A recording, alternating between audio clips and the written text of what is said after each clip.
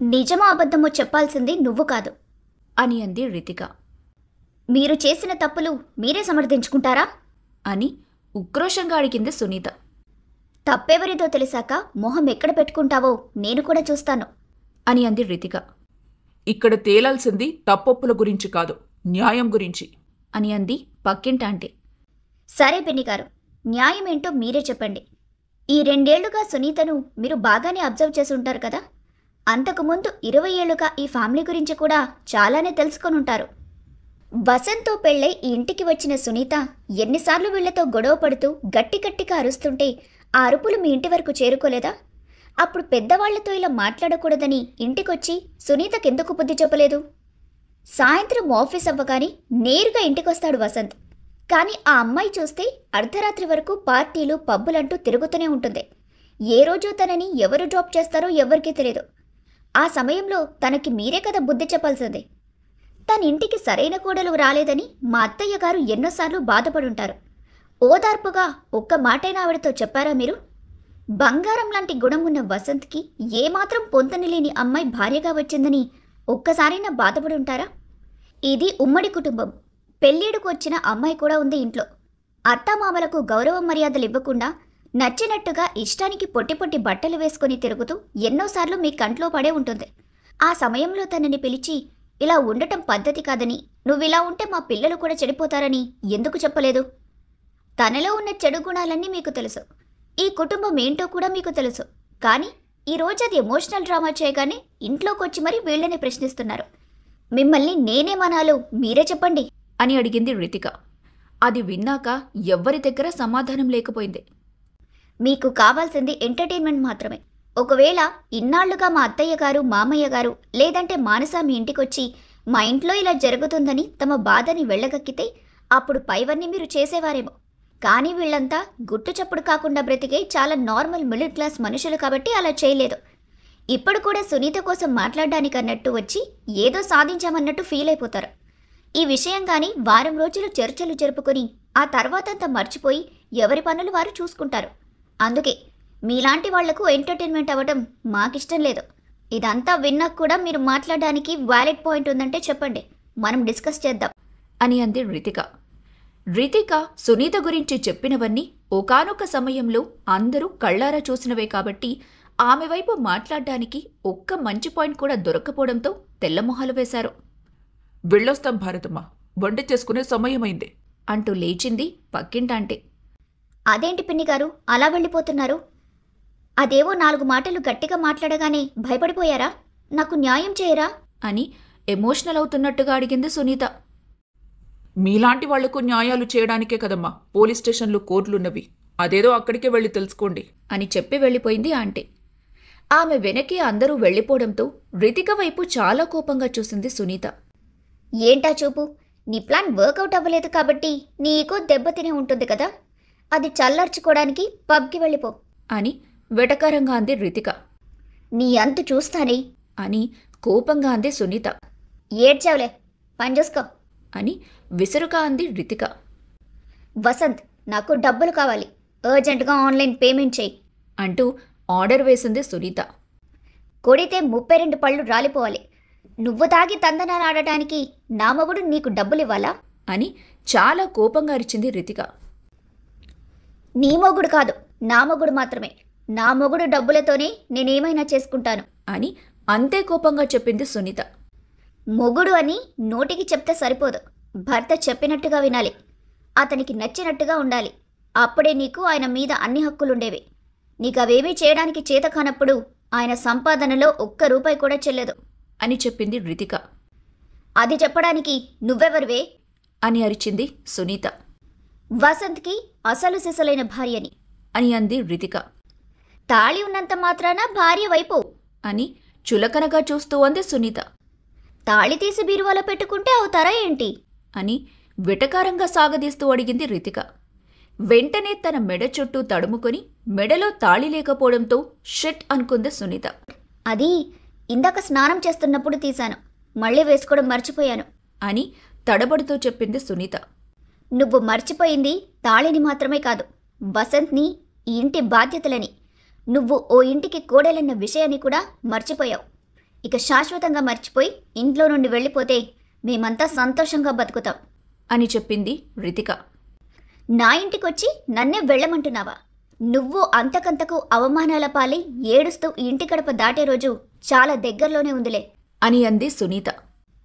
ఆ రోజు ఎవరికి ముందొస్తుందో చూడాలని నేను కూడా చాలా వెయిట్ చేస్తున్నాను అని అంది రితిక. వసంత్, దీంతో నాకు మాటలు అవసరం లేదు. నాకు డబ్బులు ఇస్తున్నావా లేదా అని వసంత్ మీద అరిచింది సునీత. దానికి ₹1 ఇచ్చినా నేనేం చేస్తానో నాకే తెలీదు వసంత్ అని పక్క నుండి అంది రితిక. నా దగ్గర డబ్బులు లేవు సునీత అని చెప్పాడు వసంత్. ఏంటి నాటకాలాడుతున్నావా? అది చెప్తే గాని నాకు డబ్బులు ఇవ్వవా అని అరిచింది సునీత. నిజంగానే నా దగ్గర డబ్బులు లేవు. ఈ మంత్ సాలరీ ఇంకా క్రెడిట్ అవ్వలేదు అని చెప్పాడు వసంత్. అదంతా నాకు అనవసరం. అప్పు చేస్తావో ఏం చేస్తావో నాకు వెంటనే డబ్బు కావాలి అని అంది Sunitha. For your kind information, ఇంతకు ముందెప్పుడైనా వసంత్ అప్పు చేసింది నా దగ్గరే. అప్పుడు నా వసంత్ కోసం ఇచ్చాను. ఇప్పుడెందుకు ఇస్తాను? అది కూడా నా సవతి జల్సాలకు నేను కష్టపడి సంపాదించింది ఇవ్వాలంటే చచ్చినా ఇవ్వను అని అంది రితిక. వసంత్ అని గట్టిగా అరిచింది సునీత. నేనేం చెయ్యలేను సునీత. నీ పనికి మాలిన పనుల కోసం ఇంకా ఇంకా అప్పులు పాలవ్వటం నాకిష్టం లేదు. ఏం చేసుకుంటావో చేసుకో అని విసురుగా అన్నాడు వసంత్. దాంతో అందరి వైపు కోపంగా చూసి రూంలోకి వెళ్లిన సునీత తన తాళిని చేతిలో పట్టుకుని బయటకొచ్చింది. నువ్విప్పుడు డబ్బులిస్తే మర్యాదగా ఉంటుంది, లేదంటే దీన్ని అమ్మేసైనా డబ్బులు తీసుకుంటారు అని గట్టిగా చెప్పింది సునీత. ఆమె అంతకు తెగిస్తుందని ఊహించని రితిక కూడా ఒక్క క్షణం ఆశ్చర్యపోయింది. సునీత, ఏంటమ్మా ఇది? ఒక్కసారి మెడలో పడిన తాళిని తీయటమే తప్పు. నువ్వు ఏకంగా దాన్ని అమ్మేస్తానంటున్నావు. అది వసంత్ కంత మంచిది కాదమ్మా అని కంగారుగా బాధగా చెప్పింది భారతి. మీ కొడుక్కి మంచిది కాకపోతే ఆ డబ్బులు మీరే ఇవ్వండి అని అడిగింది సునీత. నీకు కొంచెం కూడా సిగ్గుగా అనిపించట్లేదా అని అసహ్యంగా చూస్తూ అడిగింది రితిక. ఇది నీకు అనవసరమైన విషయం, నువ్వు కలగజేసుకోకు అని చంపేసేలా చూసింది సునీత. ఫైన్, ఆ తాళి నాకు ఇచ్చేసేయ్. దీని ఖరీదైన డబ్బులు నేనిస్తాను అని అడిగింది రితిక. ఆల్రెడీ నీ మెడలో ఒకటేశాడు కదా, ఇంకా ఇదెందుకు అని అడిగింది సునీత. ఎందుకైనా నీకు అనవసరం. నీకు కావాల్సింది డబ్బు మాత్రమే కదా. అదెలా వస్తే ఏంటి? ఎవరికో అమ్మేసేది నాకే ఇచ్చేయి. వసంత్ని ఒక డబ్బుల మిషన్లా మాత్రమే చూసి నీకు అతని ప్రాణాలంటే లెక్కలేదేమో, కానీ అతనే నా భర్త అనుకుంటున్న నాకు అతనికి సంబంధించిన ప్రతి చిన్న విషయం ముఖ్యమే అని అంది రితిక. నువ్వు నీ వెధవ సెంటిమెంట్స్ తీసుకో అని విసురుగా రితికపైకి తాళి విసిరేసింది సునీత. ఆ తాళి రితిక మొహానికి తాకడానికి ముందే పట్టుకుని సునీత వైపు చంపేసేలా చూశాడు వసంత్. అతని చూపులో కోపాన్ని, అసహ్యాన్ని ఇంతకు ముందెప్పుడూ చూడలేదేమో. ఒక్క క్షణం సునీత ఒళ్ళు జలధరించింది. తన దగ్గర సేవింగ్స్ ఉండటంతో తాళి ఖరీదు చేసే బంగారానికి విలువ కట్టి డబ్బులిచ్చేసింది రితిక. తాళిని అమ్మేసుకున్నప్పుడే నీకు వసంత్కి బంధం తెగిపోయినట్టు సునీత. ఇక నువ్వు ఇంట్లో నుండి దయచేస్తే బాగుంటుంది అని అంది రితిక. ఆ మాటలకు ఆశ్చర్యపోవడం సునీత వంతు. పిచ్చి పిచ్చిగా ఉందా? ముందు చెప్పలేదు కదా అని అడిగింది సునీత. తాళిని తాకట్టు పెట్టడం వేరు, అమ్మేయటం వేరు. నువ్వు అమ్మేసుకున్నావు అని అంది రితిక. ఇదిగో, కావాలంటే నీ డబ్బులు నువ్వు తీసుకొని ఆ తాళి నాకు ఇచ్చేసేయి. నేను ఇంకెక్కడికైనా తాకట్టు పెట్టుకుంటాను అని అంది సునీత. ఒకసారి ఈ తాళి నా చేతికొచ్చాక మళ్ళీ తిరిగిస్తానని ఎలా అనుకున్నావు? తాళి లేకపోతే వసంత్తో నీకు బంధం లేనట్టే. ఏ బంధం లేకుండా పరాయి మనిషిగా మా ఇంట్లో నిన్ను ఉండనివ్వటం నాకిష్టం లేదు అని అడిగింది రితిక. ఓహో, ఈ రూట్లో వచ్చావా? ముందే నీ మెదడులో ప్లాన్ గీసుకొని పైకి మాత్రం ఆరోగ్యం మట్టికడ్డాని సూక్తులు చెప్పావా? నీలో కూడా చావు తెలివితేటలు చాలానే ఉన్నాయి, కానీ అవేమీ నా ముందు పనికిరావు. నువ్వు నన్ను ఈ వంకతో ఇంట్లో నుండి పంపించేయాలని ట్రై చేస్తే నేను అడుగు బయట పెట్టకపోగా ఇంకా పెద్ద గొడవ చేస్తాను. కావాలంటే మీడియాని కూడా పిలిపిస్తాను. నీతో కలిసి వీళ్ళంతా నా మెడలో తాళి లాగేసుకుని నన్నే దబాయిస్తున్నారని రచ్చ చేస్తాను. అప్పుడు నువ్వేం చేస్తావు అని బంకరగా నవ్వింది సునీత. నీలా నేను పరికిమాలిన దాన్ని కాదు. నాకంటూ ఒక జాబ్ ఉంది, బాధ్యతలున్నాయి. అస్తమాను నీతో గొడవ పడుతూనే ఉండటం నా పని కాదు కదా. నీలో ఏదో మూలన భర్త మీద ప్రేముంటే ఈ తాళి కోసం అడుగుతావనుకున్నాను. కానీ ఎంతసేపు పంతం. ఆ పంతం నెరవేర్చుకోవడం మీద మాత్రమే ఉంది నీ ధ్యాస. నీలాంటి ఆడదాన్ని, ముఖ్యంగా పెళ్ళైన ఆడదాన్ని నేను ఎక్కడా చూడలేదు అని విసుగ్గా చూసి రూంలోకి వెళ్ళిపోయింది రితిక. ఆ మాటలేవి పెద్దగా పట్టించుకోకుండా గబగబా రెడీ అయిపోయి పబ్కి బయలుదేరింది సునీత. వసంత్కి మాత్రం ఎందుకో చాలా బాధ కలిగింది. అతని మొహం బాధతో, విచారవదనంతో నిండిపోయింది. ఏమైంది వసంత్ అని అడిగాడు శ్రీనివాస్. రితిక రాక వల్ల సునీతలో మార్పు వస్తుందనుకున్నాను నాన్న. తన పాష్ కల్చర్ గురించి మనకు తెలిసినా ఏదో మూలన తాళి కట్టాను కాబట్టి నా పైన కొంతైనా ప్రేముంటుందనుకున్నాను. ఎప్పుడైతే తన సరదాల కోసం ఆ తాళిని విలువలేనట్టుగా విసిరేసిందో అప్పుడే నా మనసు విరిగిపోయింది. ఇక మీదట తనలో మార్పు ఆశించడం నా అత్యాశ మాత్రమే కాదు, తెలివి తక్కువతనం కూడా. నాకు సునీత వద్దు నాన్న, తనతో డివోర్స్ తీసుకుంటాను అని చెప్పాడు వసంత్. సునీత చేసిన పనికి ఆ తల్లిదండ్రుల మనసు కూడా చాలా నొచ్చుకోవడంతో వసంత్ నిర్ణయానికి అడ్డు చెప్పలేదు. ఇన్నాళ్ళు నీ కష్టాన్ని, ఈ బంధాన్ని నిలుపుకోవడానికి నువ్వు పడిన తాపత్రయాన్ని కళ్ళారా చూసాం వసంత్. ఆ ప్రయత్నాలేవి నీకు ఉపయోగపడలేదంటే బహుశా సునీత నీ తలరాతలు రాసిలేదేమో. నీ నిర్ణయాన్ని మేము గౌరవిస్తున్నాం, నీకు నచ్చింది చెయ్యి అని చెప్పాడు శ్రీనివాస్. థ్యాంక్స్ నాన్న, మీరు నన్ను అర్థం చేసుకున్నారు అని ఎమోషనల్గా చెప్పాడు వసంత్. నేనే నీకు సారీ చెప్పాలరా. నీకు ఇష్టం లేదని తెలిసినా నా ఫ్రెండ్కి ఇచ్చిన మాట కోసం బలవంతంగా పెళ్లి చేసి నిన్ను చాలా ఇబ్బంది పెట్టాను. ఇప్పటికీ బాధ పెడుతూనే ఉన్నాను అని బాధగా అన్నాడు శ్రీనివాస్. మీరలా అనుకోవద్దు నాన్న. మీరు ఏం చేసినా నా మంచి కోసం ఆలోచించి చేస్తారని తెలుసు. కానీ ఇలా జరుగుతుందని ఎవ్వరం ఊహించలేం కదా. కాబట్టి మీరు బాధపడకండి. ఎలా జరగాలని రాసుంటే అలా జరుగుతుంది అని చెప్పి ఫ్రెష్ అవ్వడానికి వెళ్ళిపోయాడు వసంత్. అరగంట తర్వాత లేటుగా ఇంటికి వచ్చిన మానస చాలా చిరాగ్గా తన రూంలోకి వెళ్లేసరికి అంతకన్నా చిరాగ్గా కూర్చొని కనిపించింది రితిక. ఏంటి వదినా అలా ఉన్నావు అని అడిగింది మానస. ఆ సంగతి తర్వాత కానీ నువ్వేంటి మను ఇంత లేట్గా వచ్చావు అని అడిగింది రితిక. ఏంటంటే ఏం చెప్పను, కాలేజ్లో ఓ నసగాడు తగిలాడు. వాడిని వదిలించుకొని రావటానికి నాకు లేట్ అయిపోయింది అని చిరాగ్గా చెప్పింది మానస.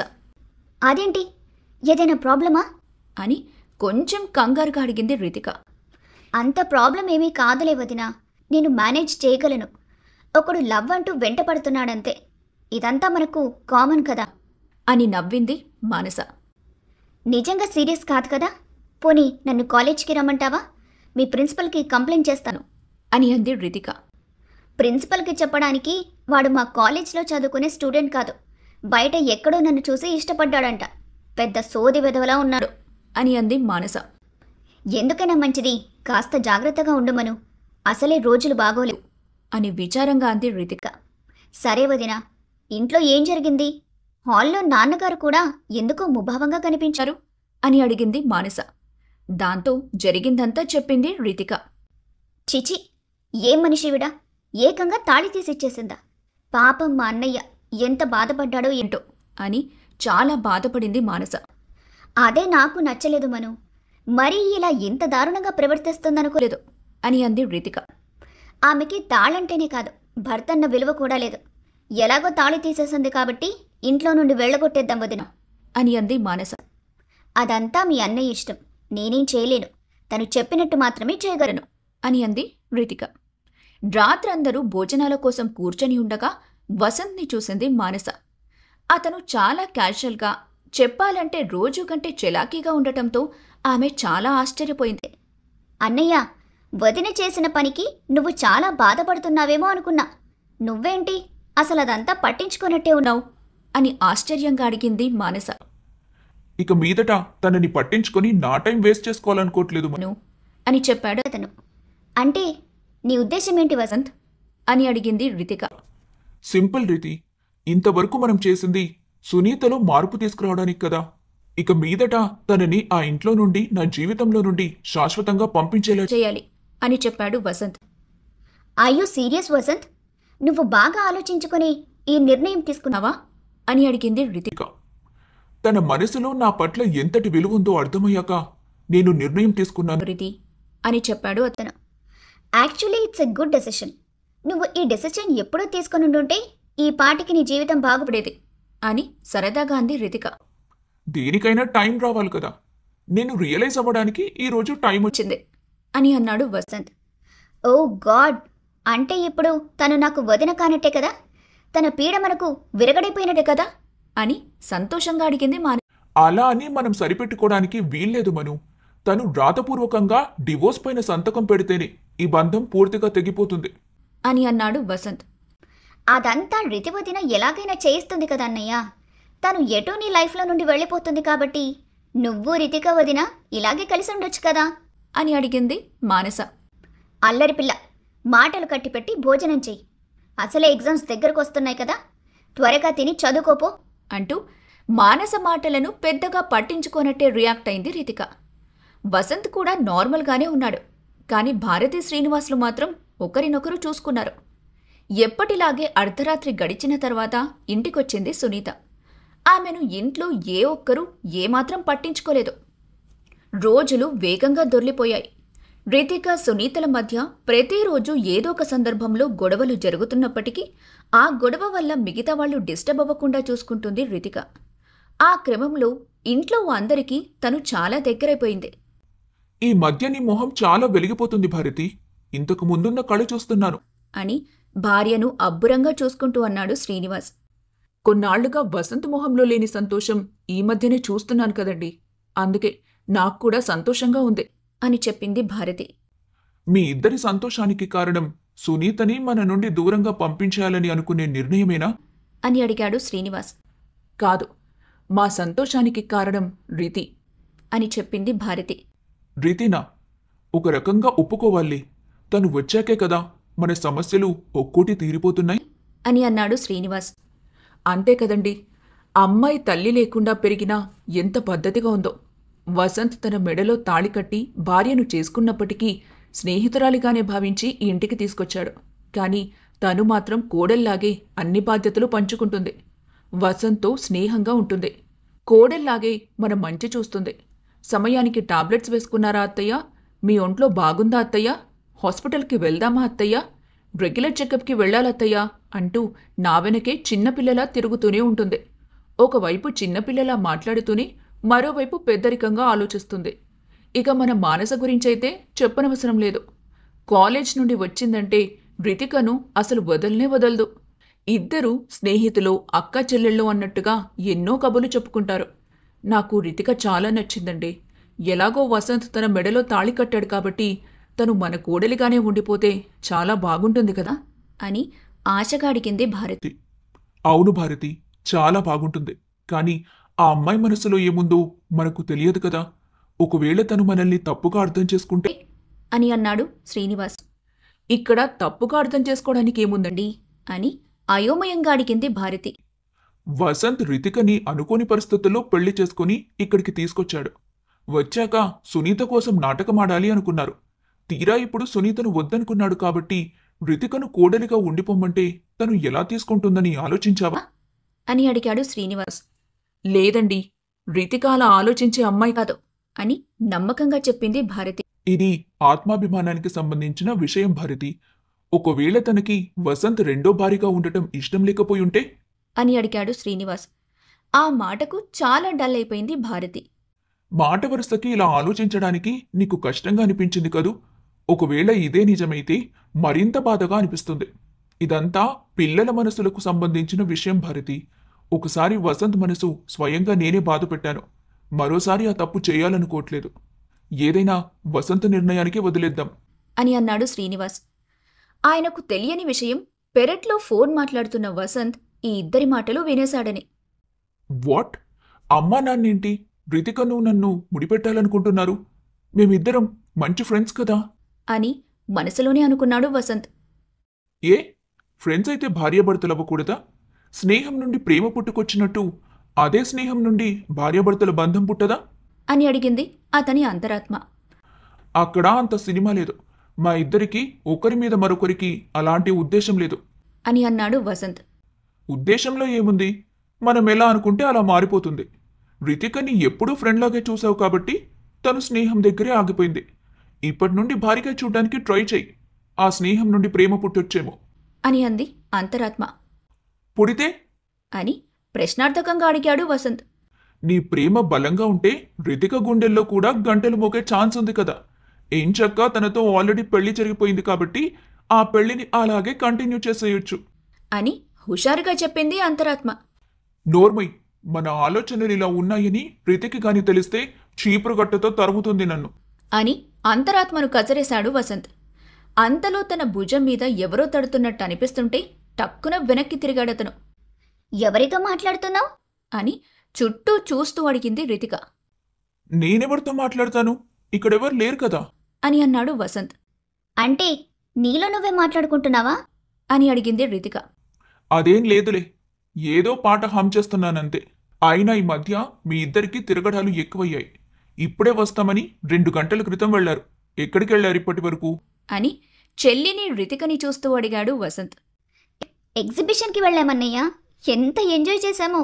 నువ్వు మిస్ అయిపోయావు అంటూ నవ్వింది మానస. ఎగ్జిబిషనా? చెబితే డబ్బులిచ్చేవాణ్ణి కదా అని అన్నాడు వసంత్. వదిన నాకు కావాల్సినవన్నీ కొనిపెట్టిందిలే అని చెప్పి లోపలికి వెళ్ళిపోయింది మానస.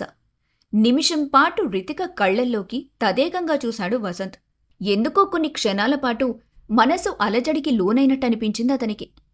ఆఫీస్కి వెళ్తే చుడిదార్స్, ఇంట్లో ఉంటే సారీస్లో మాత్రమే ఉండే రితిక రూపం మొదటిసారి చాలా అందంగా కనిపించింది అతని కళ్లకు.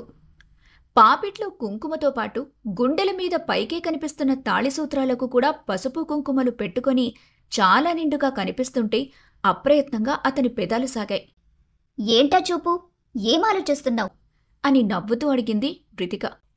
ఇన్నాళ్ళు నాకు తెలియంది ఇప్పుడే తెలిసింది అని అదే నవ్వుతో చెప్పాడు వసంత్. ఏం తెలిసింది? అని అడిగింది రితిక. ఇన్నాళ్లుగా నిన్ను చూస్తుంటే నిన్ను చేసుకోబోయేవాడు ఎవడో కాని అయిపోయాడని జాలిపడేవాణ్ణి. ఇప్పుడు మాత్రం నువ్వు పక్కా వైఫ్ మెటీరియల్లా అనిపిస్తున్నావు అంటూ నవ్వాడు వసంత్. ఇడియట్, నా గురించి అలా అనుకున్నావా? అయినా నన్ను చేసుకుంది నువ్వే కదా. నీ మీద నువ్వే జాలి పడుతున్నావన్నమాట అని అంతకంటే గట్టిగా నవ్వింది రితిక. ఇంత చిన్న లాజిక్ మర్చిపోయానేంటి అంటూ తలగొక్కున్నాడు వసంత్. ఇలాంటివి తెలియాలంటే నువ్వింకా ఎదగాలి పాడదు అని అతడు సినిమాలో డైలాగ్ చెప్పింది రితిక.